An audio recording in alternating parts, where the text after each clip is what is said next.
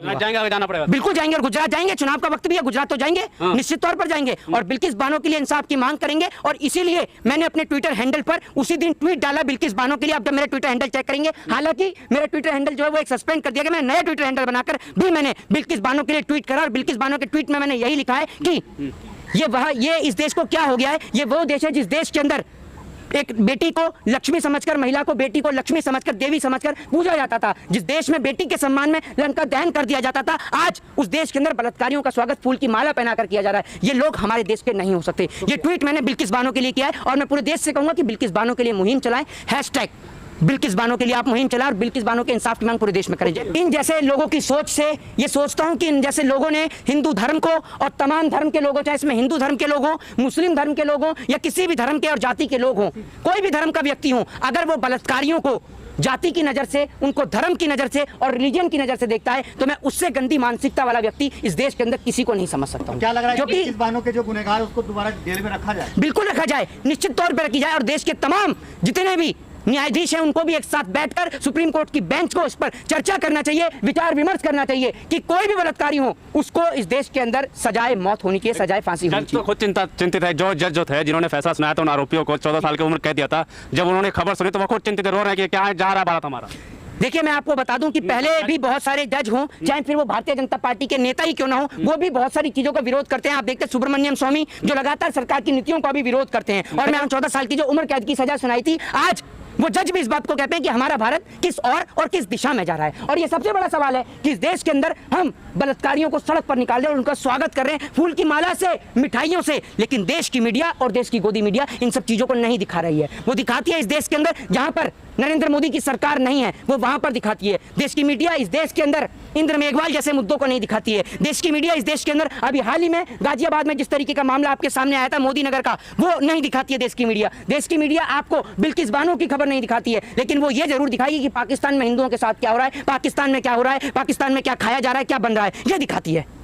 मोहित शर्मा, आप कह रहे हैं कि धर्म से नहीं जोड़ना चाहिए, लेकिन अगर इसकी जगह मुसलमान होता तो आज भारतीय जनता पार्टी के नेता हिंदू संगठन सड़कों पर प्रदर्शन कर रहे होते। अगर कोई मुसलमान अपराधी होता तो आज भारतीय जनता पार्टी सड़कों पर उतरी होती। देखिए पहली बात तो यह है कि आप इस देश में पत्रकार हैं और आप इस प्रकार का सवाल करती हैं जाति धर्म से, तो आप ही लोग जोड़ते हैं। मेरे को आप एक मिनट, मेरे को लेट मी कंप्लीट, पहले आपके सवाल सुन लीजिए। मैं आपको एक बात बताता हूँ। हाथरस में एक बेटी के साथ बलात्कार हुआ, वो बेटी हिंदू धर्म की बेटी थी, वो बेटी हिंदुओं की बेटी थी। ये तो इस देश के अंदर कुछ लोग हैं जिन्होंने SC ST OBC और माइनॉरिटी के नाम पर लोगों को बांट दिया है, वरना इस देश का संविधान जितना हक और अधिकार एक हिंदू को देता है उतना ही हक और अधिकार एक मुसलमान को भी देता है। इस देश में सभी को समानता का अधिकार है, राइट टू स्पीच का अधिकार है, राइट टू फ्रीडम का अधिकार है। तो आप बलात्कारियों को जात पात से ना जोड़ें, सबसे पहली बात मैं आपको बता देता हूँ। दूसरी बात यह है कि आपने एक सवाल कहा कि जिसमें आपने कहा कि अगर इनकी जगह पर कोई मुसलमान होता तो भारतीय जनता पार्टी सड़क पर उतर जाती। तो मैं आपको बता दूं कि चाहे कोई हिंदू हो चाहे मुसलमान हो, सबको सजा मिलनी चाहिए और सजा सबको होनी चाहिए। कहाँ मिल रही है भाई? ये नहीं मिली तो सवाल का जवाब तो आप जाकर पूछिए भारतीय जनता पार्टी के नेताओं से, देश की न्यायपालिका से पूछिए। हिंदू संगठन विश्व हिंदू परिषद जो अपने ऑफिस में बुला के मिठाई बांटता है, उनके जो माला करता है, माला चढ़ाया जाता है उनको। एक कहावत है कि हिंदू रक्षक दल जो हिंदुओं की रक्षा कर रहे हैं आजकल, एक कहावत यह है कि भैंस के आगे आप कितनी भी बीन बजा लीजिए उसको कोई फर्क नहीं पड़ता है। ये लोग क्या कर रहे हैं और आप लोग भी इनका साथ दे रहे हैं। ये लोग हिंदुस्तान को तोड़ने की कोशिश कर रहे हैं। ये लोग भारत देश को जाति के नाम पर तोड़ने का प्रयास कर रहे हैं। आप सोचकर देखिए कि बलात्कारियों का स्वागत हो रहा है और वो इसलिए हो रहा है कि बलात्कारी हिंदू हैं, ठीक है? तो आप ये सोचिएगा अगर इसका विरोध कोई हिंदू करेगा तो उसको कहा जाएगा कि ये व्यक्ति हिंदू धर्म का नहीं है, समझ रहे हैं? तो ये सोचिए इनकी मानसिकता भारत देश को गुलामी की राह पर, इनकी मानसिकता भारत देश को बांटने की राह पर लेकर जा रही है। लेकिन आप लोगों से एक निवेदन करता हूं कि VHP हो, बजरंग दल हो, RSS हो, ये कभी भी देश को जोड़ने वाली बात नहीं करते हैं। ये हमेशा से इनका एक ही उद्देश्य रहा है, सिर्फ देश को तोड़ना, जाति के नाम पर तोड़ना, हिंदू मुसलमान के नाम पर तोड़ना या अन्य किसी मुद्दे के नाम पर तोड़ना। इनका प्रयास सिर्फ देश को तोड़ने का रहता है। तो आप लोगों से एक निवेदन करता हूं और आप लोगों के माध्यम से जितने भी लोग देख रहे हैं, सुन रहे हैं, उनसे एक बात कहना चाहूंगा कि VHP क्या कमेंट करता है, VHP क्या तर्क देता है और VHP क्या बात करता है, RSS क्या तर्क देता है, क्या बात कहता है और क्या बयान देता है। आप लोग इसकी चर्चा ना कर चर्चा सिर्फ इस बात की करें, क्योंकि अगर यही बात इस देश के अंदर प्रधानमंत्री बोलते तो हम प्रधानमंत्री से सवाल कर सकते थे, हु इज दिस VHP और हु इज दिस RSS? हिंदुओं की रक्षा कर रही है सर वो। मेरी बात आप सुन लीजिए। पहले बात, आप ये बेहुदा का जो आपकी बात है, एक बात आपने पूछा, सवाल आपको लग रहा है कैसी बात करें आप? नहीं, आप एक बात मुझे बताइए, जब हाथरस में एक बेटी के साथ बलात्कार होता है, क्या वो बेटी हिंदुओं की नहीं होती? इस सवाल का जवाब आपके अंदर अगर दम है तो आप यहाँ कर दे दीजिए। क्या हाथरस में जिस बेटी के साथ बलात्कार होता है VHP सड़क पर प्रदर्शन करने के लिए क्यों नहीं उतरता? इस सवाल का जवाब दे दीजिए। जब इस देश के अंदर इंद्र मेघवाल के साथ में दुर्व्यवहार होता है, तब बीएचपी सड़क पर प्रदर्शन करने के लिए क्यों नहीं उतरता है? इस सवाल का आप जवाब दे दीजिए। जब इस देश के अंदर एक परिवार के साथ में दुर्व्यवहार होता है यूपी के अंदर में, तब सड़क पे क्यों नहीं उतरता है विश्व हिंदू परिषद? इस सवाल का जवाब दे दीजिए। इतने हिंदू मरते हैं, इतने ब्राह्मण मरते हैं, इतने शूद्र वैश्य क्षत्रिय, मैं सबकी तुलना सिर्फ एक ही चीज में करता हूँ, वो सब हिंदू हैं, इतने हिंदू मरते हैं, क्या वो क्यों नहीं आते हैं बोलने के लिए बीएचपी वाले? क्योंकि बीएचपी वाले सिर्फ वहां पर बोलते हैं जहां पर देश के टुकड़ों को बढ़ावा मिले, जहां पर देश बढ़ सके हिंदू मुस्लिम सिख ईसाई के नाम पर, वहां पर बीएचपी बोलता है। बीएचपी कभी भी हिंदुओं की आवाज को नहीं उठाता है। अगर हिंदुओं की आवाज को उठाता तो आप देख लीजिए मंदिरों के बाहर कितने हिंदू भूखे बैठते हैं। बताइए, क्या इस देश के अंदर बीएचपी की आप बात करें, आप कहते हैं कि हिंदुओं की सरकार चल रही है, पूरा देश चिल्लाता है हिंदुओं की सरकार चल रही है, हिंदुओं की सरकार चल रही है। चलिए एक काम कर दीजिए, मुसलमान को पेट्रोल दे दीजिए 100 रुपये, हमें 80 रुपये दिलवा दीजिए। हिंदुओं की सरकार चल रही है ना, बता दीजिए ना आप मुझे, कर दीजिए आप इतना काम, कर दीजिए आप। अगर आपको इतनी तकलीफ है मुसलमान से तो अपनी पार्टी में मुसलमान नेता क्यों भर्ती करें?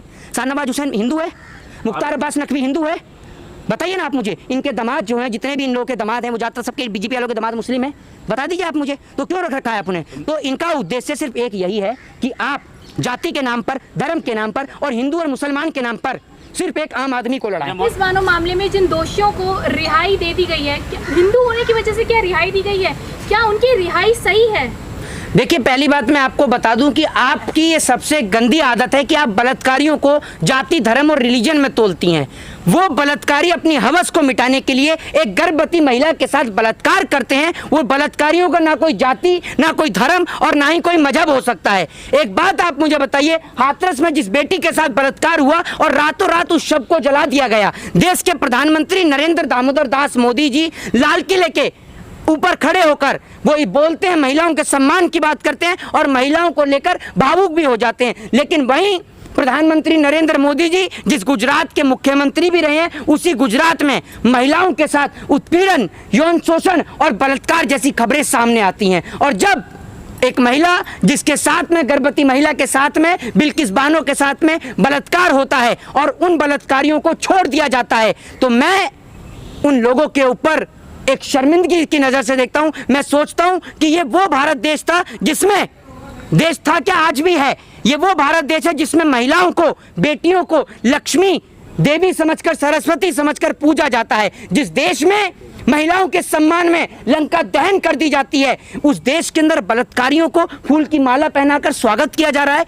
ये लोग मेरे देश के नहीं हो सकते, ये लोग भारत देश के नहीं हो सकते, क्योंकि भारत देश में बलात्कारियों को कभी माला से नहीं, बलात्कारियों का स्वागत सिर्फ फांसी के फंदे से किया जाता है। और मैं इस देश के अंदर, इस देश की जुडिशरी से, इस देश की न्यायपालिका से, इस देश की अदालत से ये गुहार करूंगा कि आप बिल्किस बानो के बलात्कारियों के हों, चाहे फिर वो हाथरस के अंदर जिन बेटियों के साथ बलात्कार हुआ वो बलात्कारी हों, चाहे फिर इस देश के अंदर कुलदीप सिंह सेंगर ने जिस बेटी के साथ बलात्कार किया, चाहे कुलदीप सिंह सेंगर जैसे बलात्कारी हो, सभी को सिर्फ बलात्कार की एक ही सजा होनी चाहिए और वो है फांसी।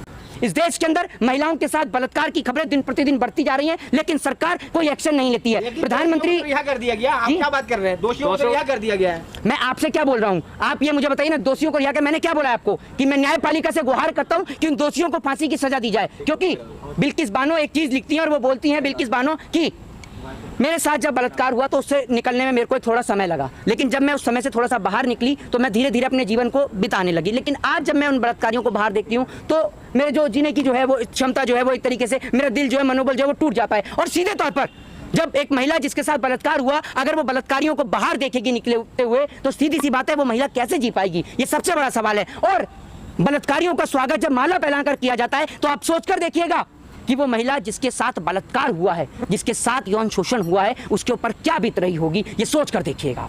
मोहित जी, मेरा एक सवाल है कि जिस तरह जैसे आपने अभी बात कही दोषियों की, उनके अब तो लोग पक्ष में भी आ जाते हैं, पंचायत करने लगते हैं, तो इस चीज को कैसे आप देख रहे हैं या कैसे निपटा? देखिए, मैं लोगों की जी इंसाफ दिलाने के लिए खड़ा, बिल्किस बानो के साथ खड़ा रहेंगे मोहित शर्मा। मैं बिल्किस बानो के परिवार के साथ खड़ा हूं और अंतिम दौर तक खड़ा रहूं। जय हिंद, जय भारत, वंदे मातरम।